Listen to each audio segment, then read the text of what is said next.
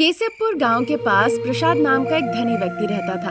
वो एक दिन गड्ढा खोद रहा था। उसकी पत्नी शारदा उसके पास खड़े होके आसपास देख रही थी। इस तरफ कोई नहीं आ रहा है, आप खोदते रहिए, मैं गाड़ी के पास जाती हूँ। गाड़ी में बहू अनामिका की लाश पड़ी हुई है। जोर से मत कहो, पेड़ों के भी कान होते हैं। हाँ, क्यों नहीं, कान, मुंह, नाक, दांत सब होंगे। बंद करो तुम और तुम्हारे चुटकुले। बकवास। तुम्हें नहीं पता कब क्या कहना चाहिए, पर ये जरूर पता है दहेज पाने के लिए बहू की जान कैसे लेना है। ये मत भूलना, इसमें तुम्हारा भी हिस्सा है। बात करते करते वो गड्ढे खोदे जा रहे थे। शारदा चारों दिशाओं की तरफ नजर रख रही थी।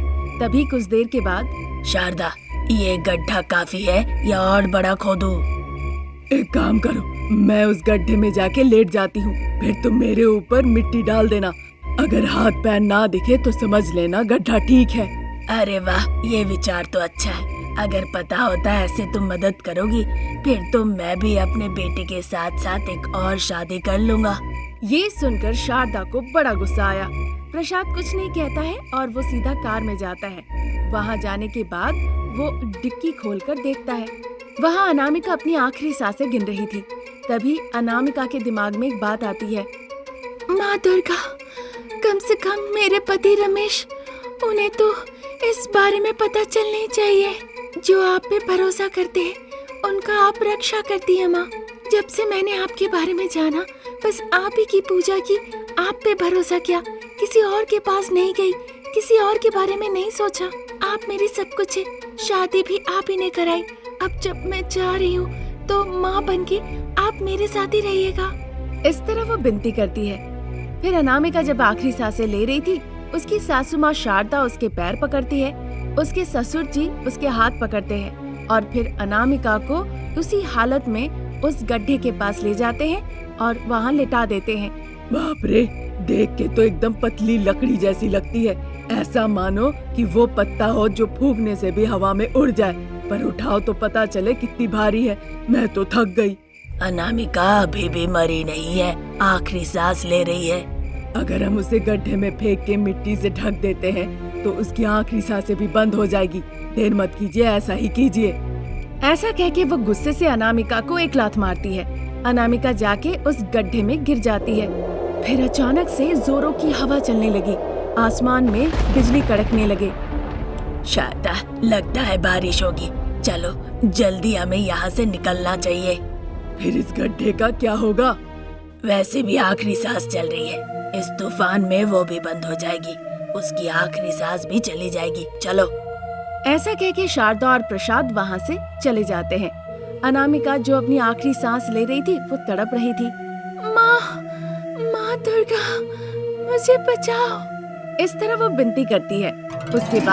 उसके बाद अचानक से माँ दुर्गा वहाँ प्रकट हो जाती है। अनामिका को उस गड्ढे में देखकर वो एक महिला का रूप धारण करती है। वो आके अनामिका की जान बचाती है। फिर दोनों जाके जंगल के एक बड़े से पत्थर में बैठते हैं। आपको देख के लग रहा है कि मैं आपको बहुत दिनों से जानती हूँ। मैं सभी के लिए एक माँ हूँ। मुझे पता था तुम समस्या में हो, इसीलिए मैं आई। बताओ, तुम्हारी समस्या क्या है? तुम इस गड्ढे में गिरी हुई थी, इसका मतलब तुम्हारी समस्या बहुत बड़ी है। तुम्हारे आंसू कीमती है। बताओ, क्या समस्या है? अनामिका ये सुन के रोने लगी। फिर अपने आंसुओं को समेटकर वो बताने लगी किस तरह दहेज के लिए उसके साथ मारपीट किया गया, चम्मच से उसके शरीर को जलाया गया, अपने शरीर के दागों को दिखाए और सारी बातें खुल के बताई। इसके बावजूद भी जब तुम्हारी जान नहीं गई तो उन्होंने तुम्हारे साथ बहुत मारपीट किया और फिर तुम्हें इस जंगल में ले आए कि मिट्टी के नीचे लाके तुम्हें वो गाड़ दे। यही बात है ना माँ? अनामिका कुछ कह नहीं पाई, बस चुपचाप अपना सर हिलाया। फिर वो महिला एक जादुई अनामिका बन गई ताकि वो शारदा और प्रसाद को सबक सिखा सके। उस महिला को भेष बदलते देख अनामिका कहने लगी, मुझे पता था माँ आप आएंगी। आप महिला का वेश धारण करके मुझे बचाने आई है। आप ही देवी दुर्गा है। मैं जानती हूँ किसी को कुछ पता चले या ना चले, लेकिन आप देवी दुर्गा है। नहीं, ये बहू के रूप में दुर्गा है। चलो तुम्हारे ससुराल चलते हैं। ऐसा कह के दोनों अनामिका के ससुराल जाते हैं। वहाँ सोफे में प्रसाद, शारदा और बेटी पद्मिनी बैठकर तीनों बातें कर रहे थे। बहू रानी आंखों में चश्मा लगाकर हाथ में सूटकेस लेकर उनके सामने खड़ी थी।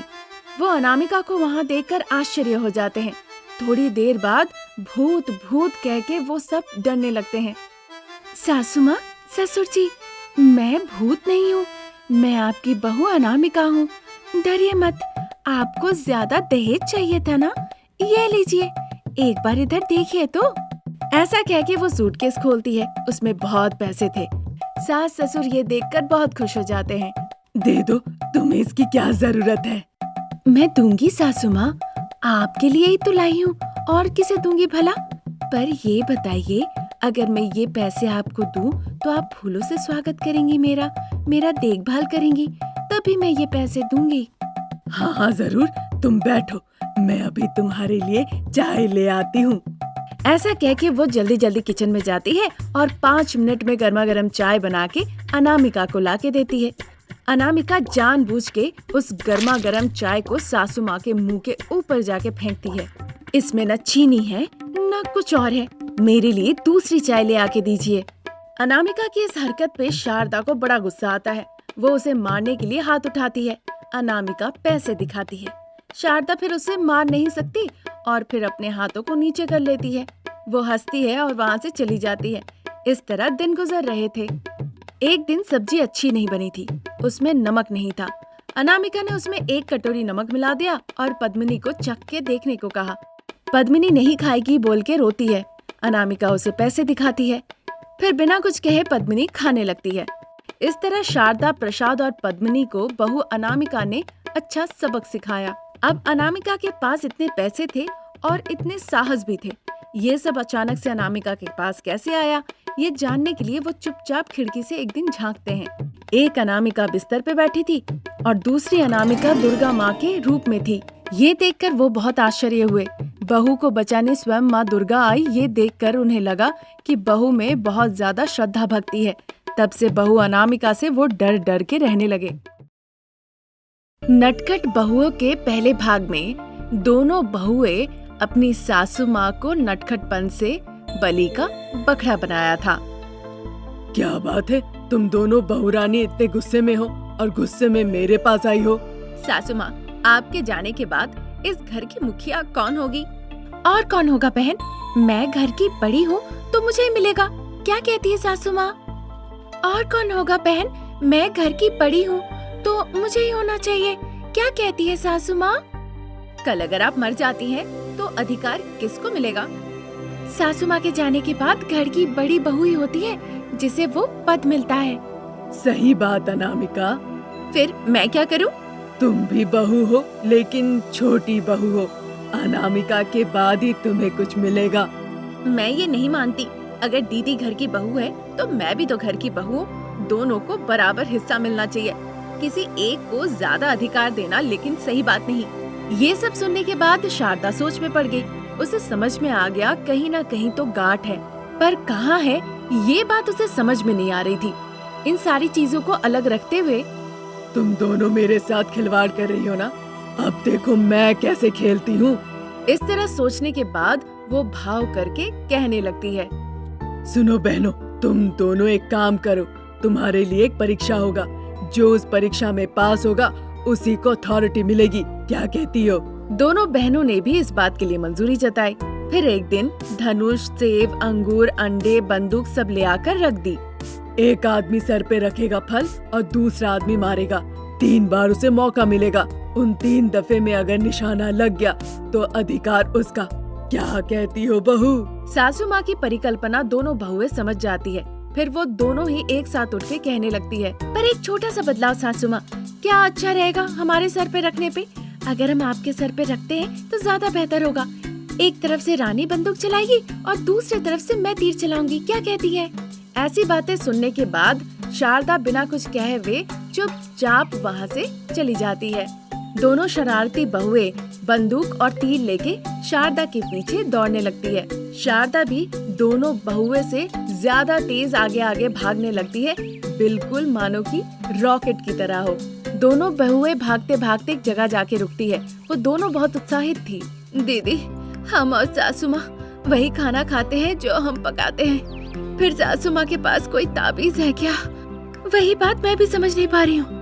बहन, सासू माँ को अगर ओलंपिक में भेजे तो वो सोने का मेडल जरूर लेकर आएगी। क्या भागती है? फिर भी दीदी, कहीं भी वो भाग ले, कहीं से भी वो भाग जाए, पर घर तो आना ही होगा ना। हाँ बहन, फिर चलो हम घर जाके इंतजार करते हैं। इस तरह रानी और अनामिका एक साथ घर लौटने लगते हैं। बात करते हुए वो जा रहे थे। हमारे घर के 2 प्रवेश द्वार हैं। एक में मैं खड़ी रहूंगी और दूसरे में तुम खड़े रह के देखना। सासू माँ बाहर नहीं रह सकती, उन्हें वही करना होगा जो हम कहेंगे और उन्हें वो भी देना होगा जो हम मांगेंगे उनसे। ये सही रहेगा दीदी। इस तरह बात करते हुए वो दोनों घर लौट जाती है। आगे पीछे बिना मुड़े हुए सासू माँ जाने लगती है। अचानक से एक चट्टान से टकरा के वो नीचे गिर जाती है। जमीन पे गिर के उसकी नाक लाल हो जाती है। बहुत मुश्किल से वो पीछे मुड़ के देखती है, पर उसकी शरारती बहुएं कहीं नहीं दिखती। लगता है डर के मारे वापस लौट गई। कैसे भी घर लौटना होगा। दोनों दुष्ट बहुएं जो भी सोच रखा है वो जरूर करेगी। यानी कि सर पे अंडा रख के एक तरफ से बंदूक चलाएगी, दूसरे तरफ से तीर चलाएगी। जब अंधेरा होगा तभी घर जाऊंगी, तब तक अपनी दोस्त दमयंती के यहाँ रुक जाती हूँ।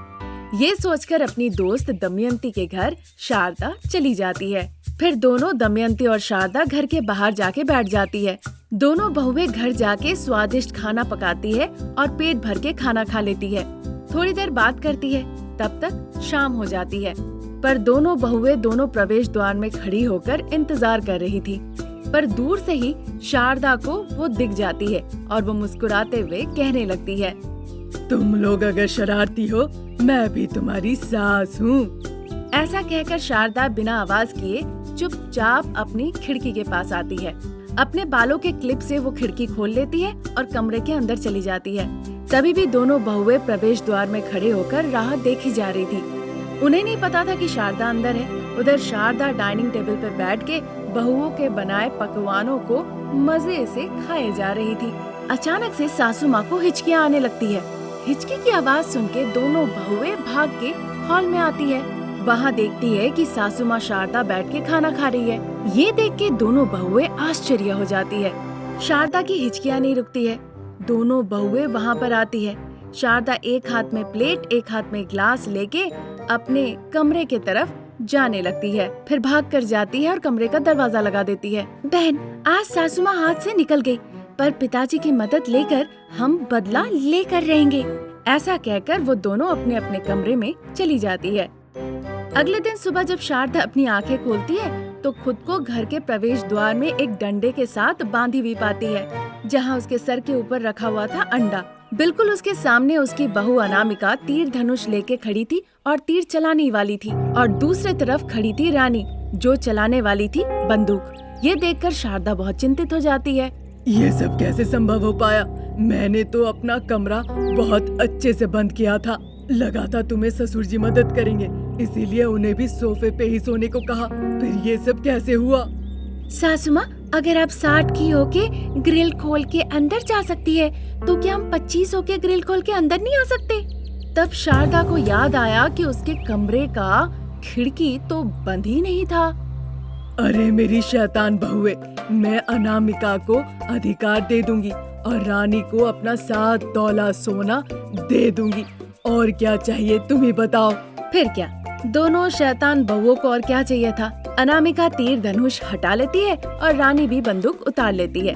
फिर दोनों आके अपनी सासू माँ का पैर छूती है और इस तरह वो खुशी खुशी अपनी जिंदगी जीने लगते हैं।